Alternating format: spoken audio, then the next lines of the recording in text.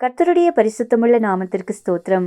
இன்றைக்கான வேத வசனம் ஆதியாகமம் 16:13. நீர் என்னை காண்கிற தேவன். ஆண்டவருக்கு பல பெயர்கள் உண்டு. யெகோவா ஈரே, யெகோவா ராஃபா, யெகோவா ஷம்மா, யெகோவா நிசி, எபினேசர் என்று பல பெயர்கள் பரிசுத்த வேதாகமத்தில் உண்டு. ஆனால் மிகவும் குறிப்பாக சொல்ல வேண்டுமென்றால் காண்கிற தேவன் என்ற இந்த பெயர்தான். ஆபிரகாம் வீட்டில் இருந்த அடிமை பெண் ஆகார் தான் இந்த பெயருக்கு காரணம். ஆகார் நாச்சியாரால் புறக்கணிக்கப்பட்டவள், வீட்டை விட்டு துரத்தப்பட்டவள், வனாந்திரத்தில் ஓடவிடப்பட்டவள்.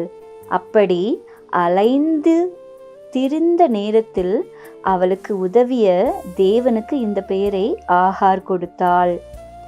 நீங்கள் கூட ஒருவேளை வருத்தத்தோடு கவலையோடு, ஏன் எனக்கு இந்த வனாந்திரமான வாழ்க்கை, ஒரு நிம்மதியில்லாத வாழ்க்கை, ஒரு போராட்டமான வாழ்க்கை என்று அங்கலாய்ப்போடு கூட இருக்கலாம்.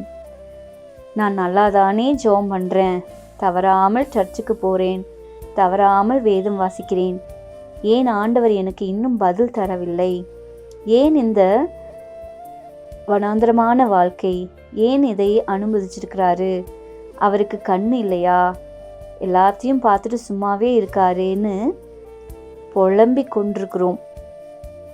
இன்றைக்கு உங்களுக்கு ஒரு நற்செய்தி. அவர் உங்களை காண்கிற தெய்வமாயிருக்கிறார். ஒருவேளை நீங்கள் கஷ்டப்படுறத பார்த்துட்டு மற்றவங்க உங்களை கேவலமாக பார்க்கலாம், பேசலாம். உங்களுடைய அலைச்சல்களை பார்த்து கேலி கூத்தா பேசலாம். அதுக்கெல்லாம் நீங்கள் ஏங்க கவலைப்படுறீங்க? உங்களை காண்கிற தெய்வம் இருக்காருங்க. உங்களுடைய எல்லா விதமான பிரச்சனைகளுக்கும் தீர்வு உண்டுங்க. நம்மை பார்க்கின்ற தெய்வம் என்ன செய்ய சொல்லுகிறார் தெரியுமா? சங்கீதம் 52:22 சொல்லுகிறது, கர்த்தர் மேல் உன் பாரத்தை வைத்துவிடு என்று. அவர் மேலே நம்ம பாரத்தை வச்சிட்டோம்னா அவரே எல்லாமே பார்த்து கொள்வார். உங்களுக்கு என்னென்ன பாரங்கள் இருக்கோ அவர்கிட்ட விட்டுருங்க, அவர் அதை சுமப்பாரு. உங்களுடைய கவலைகள், சுமைகள் எதுவாக இருந்தாலும் அவர் பார்த்து கொள்வார். அவர் நம்மை தாங்குவார், கைவிட மாட்டார்.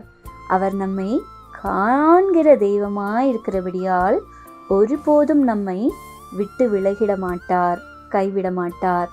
நம்மை அற்புதமாய் வழி நடத்தி செல்வார். God bless you. Amen. Amen.